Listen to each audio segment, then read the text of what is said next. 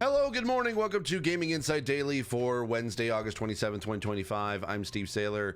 This is your sometimes daily show of gaming news, accessibility news, or updates about my life. I have coffee in my Minions mug today. Yummy and tasty. A little bit of housekeeping is that the first episode of High Noon of the Dead, the brand new one-shot series from Dungeons and Disableds, will go live today. As of 12 p.m. Eastern Standard Time. That's right, high noon Eastern Standard Time. I know I had to pick a time zone for that, but the joke works still, even regardless of what time zone you're in. So you can be able to go and check that out. Go to Dungeons Disabled on YouTube, and there actually will be a premiere.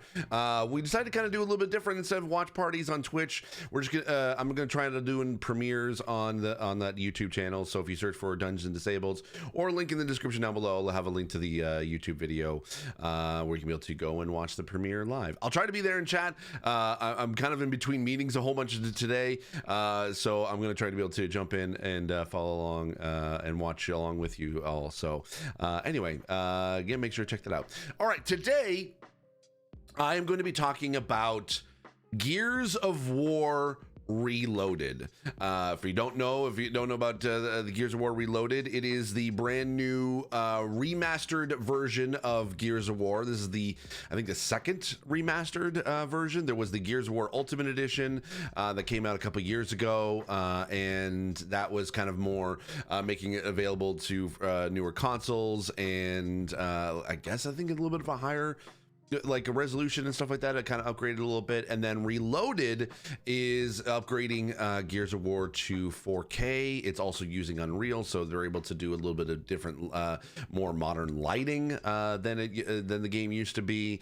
And the most significant aspect of Gears of War Reloaded is that for the very first time, it is available on PlayStation. Yes, this is available on PlayStation 5. You can be able to go and, if you've never played the Gears of War before and you have a PlayStation 5, you can be able to go and play it right now. It is available on Xbox as well, and on Steam PC. I can't remember if this is the first time Gears of War has been available on Steam, or it's just basically just been on PC the whole time. I apologize. I don't really play a lot of these kind of games on PC. Or at least I didn't play Gears on PC before. So, but the significance is, for the first time, a core franchise for Xbox that has been around probably since, or is almost as early as the Xbox itself. Even though it was, I think, for the 360, I think it came out. But even still, it's a standard, it's a staple to Xbox, and its core franchise is now on PlayStation. So thankfully, actually, thanks to Xbox, I did get a code technically for Gears of War Reloaded on Xbox, but I actually wanted to be able to try it out on PlayStation, so I actually went and bought the game for PlayStation. So I still want to give a shout. Thanks for Xbox for sending it over, but I decided to go with PlayStation instead.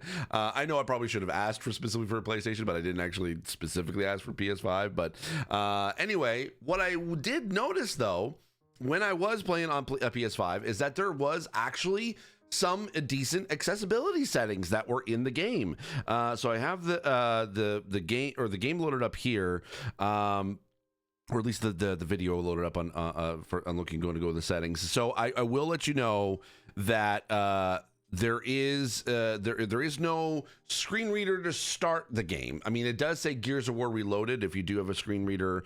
If you do have the screen reader on default on PlayStation 5, it will read that automatically, but it doesn't tell you to be able to press options to start. So you will have to either just intuitively know to be able to do that, or have sighted assistance.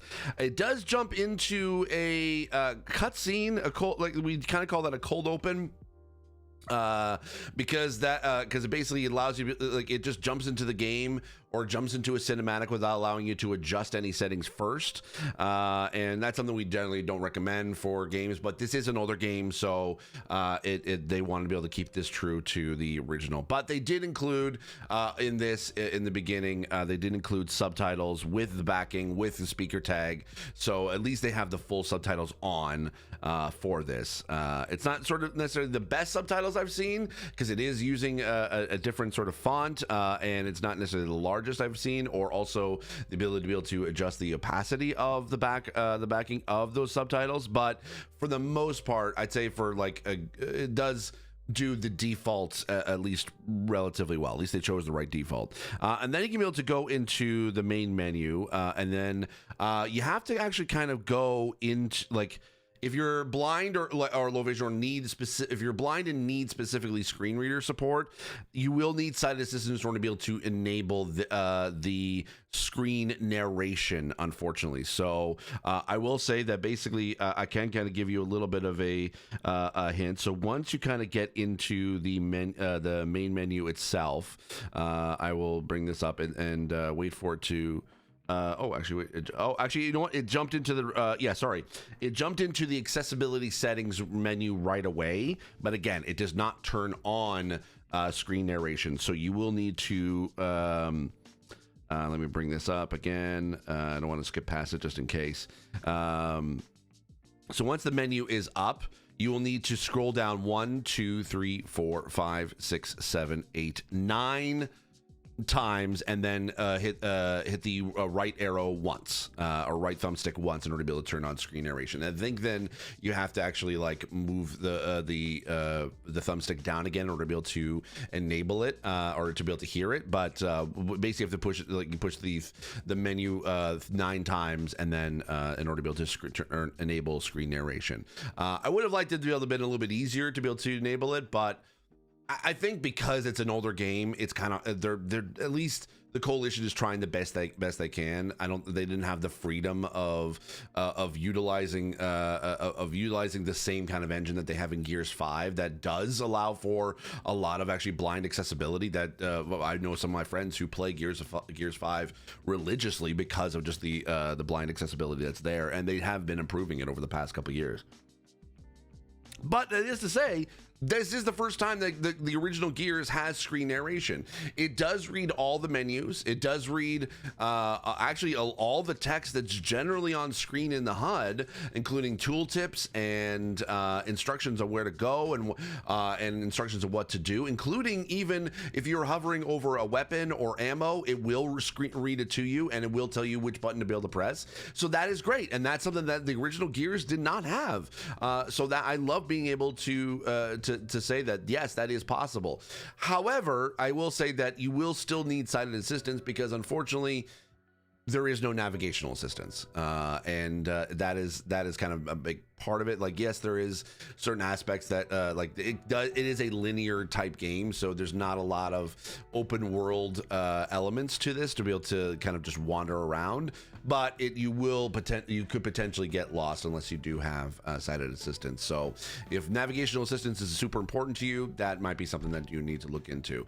Unfortunately, you won't be able to get, or you need sighted assistance in order to be able to play this. That's kind of what I meant. As far as deaf and hard of hearing, you have the ability to be able to turn the subtitles on, but it is on by default. You can be able to change I think actually once you get into the main settings themselves, let me just see if I can be able to find it here. So basically at the beginning, the type of options you can be able to choose for accessibility right away is vibration, music volume, sound effects volume, dialogue volume, subtitles. You can change button tap challenges from press and hold to, repeatedly press to press and hold. You can turn on text to speech and speech to text, which is for the multiplayer. Screen narration, and then you can adjust the screen narration voice, volume, and speed. And actually, the screen narration voice, I think it uses the built-in voice from PlayStation, from the PS5 system, because you can use the console the way that you can choose the console to be able to do it, and then you could be able to choose male and female voice as other two options, which I found was quite kind of interesting.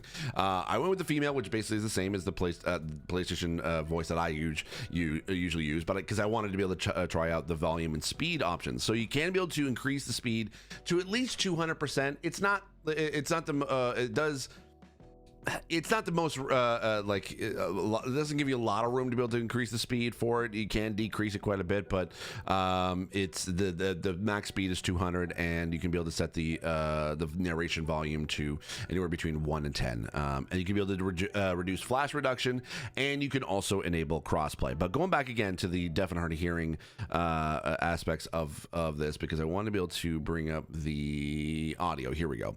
So you can be able to turn on subtitles. Like I said, there is is no closed captioning, unfortunately, and there is no way to be able to adjust the subtitles from there on out. Now, again, it does have speaker tag. It does have transparency, sorry, semi-transparent backing. So it's a little bit more of like a 75 to 80% opaqueness to the subtitles. But unfortunately, you won't be able to adjust that if you find you need that little bit of extra options, like being able to adjust the color, or having it full opaque background, or making the font even larger. Unfortunately, you won't be able to do that in this. It seems like at least it doesn't, from what I was able to find, it wasn't able to allow you to do that.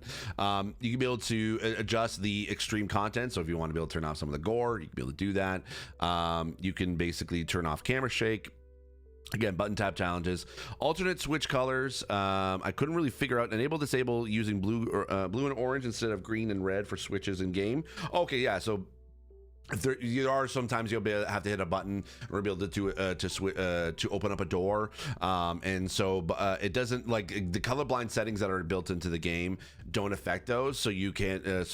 Basically, this gives you the option to be able to switch between blue and orange and to green and red instead. But you can be able to adjust the reticle lock color, cog team color, and locus team color to let you know where who they are. Actually, and one thing too is that what I found was interesting is, along with the screen reader, is that when you do point your gun at a teammate, it will give you the screen reader narration of the person that you're aiming at. So that way you kind of know that, hey, you're aiming at your teammate, which I found was kind of interesting.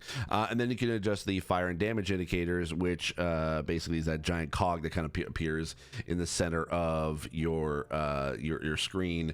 I basically chose yellow and purple for those, so that makes it a little bit easier for me to see. When you jump into the video settings, you can turn on or off motion blur.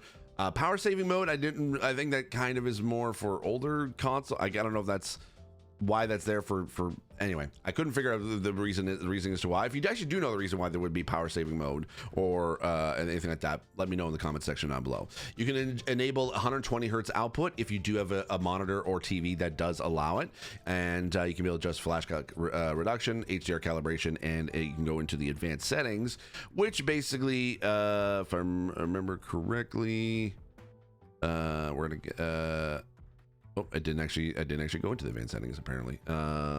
Or did I? Oh yeah, here. Nope, I guess I did not. Oh yeah, no, I did. Sorry, there we go. Power saving mode, campaign, power saving mode versus, and idle energy savings. Not sure. I think that just sort of, I guess, puts it into sort of the game into rest mode. Not 100% sure, but hey, that's cool. And then when you get into the audio, again, same thing as for, you can just volumes of everything and turn on subtitles, voice over IP, text to speech, speech to text, and then you can be able to go into the controls, which I believe actually for the first time, this might correct me if I'm wrong, I think you can be able to adjust, you could finally be able to remap controls on controller. You were able to do that on mouse and keyboard, but I think that with the controller, I think you were only able to enable presets, whereas this, you can actually be able to adjust the remapping of the controls, which I did. I actually tried to be able to remap the controls because by default, X is the kind of duck behind cover or kind of vault over cover, and all the different actions that you can be able to do with sort of jumping in between different areas of cover and stuff like that. But it also is your sprint button. Now I'm trying to be able to get past the muscle memory of using L3 to be able to sprint. Unfortunately, it didn't really do anything, so I actually went in and remapped the controls so that X is to crouch and to dodge, I think, and then I used L3. Basically, I just swapped the two. I used L3 as my cover and also as my sprint, and I think I actually might change it back because there are times I basically accidentally will push L3, and I'm just trying to be able to sprint, and also the sprint is not necessarily a robust way to do it, and I get why, because when you're sprinting with that heavy armor, you unfortunately can't turn on a dime. You can't turn really quickly. You are basically running forward, which is, I guess, part of the gameplay design. So once I kind of got, because again, I haven't really played a lot of Gears games, so I didn't know that this was the case. So I thought, oh, I'll just use L3 to be able to sprint and I should be okay. But in reality, it's not the best way to be able to get around the map.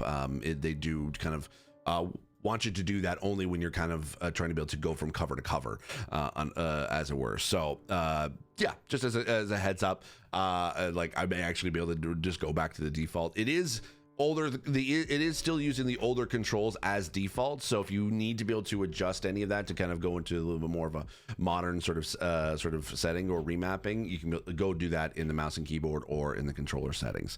And then there's some things that actually are specific to the PlayStation 5 that I wanted to point out, that there is controller speaker ability, and at first I didn't know what to do with that. I thought maybe, oh, there would be some sound effects that would kind of play, or some sort of alerts that'll play in the controller speaker. But actually, whenever you are talking to someone over the radio, it actually and it's part it's not necessarily like when you're away from your comrades and then or your squad mates and they're talking and it will go over radio. But in this, if you're talking, if it's an in-game if it's an in-game a conversation with someone over the radio part will play on the controller. There will still be subtitles that will play for that conversation, but it took me a minute because I thought that maybe there was some audio files that didn't get triggered, or sound sort of voice over files that didn't get triggered, and then I realized it was because I had headphones on and I wasn't listening to the controller, and I didn't realize that was the case. So I kind of wish they were able to do both. I get why they kind of thought it was a neat idea to just put those radio conversations on the controller itself.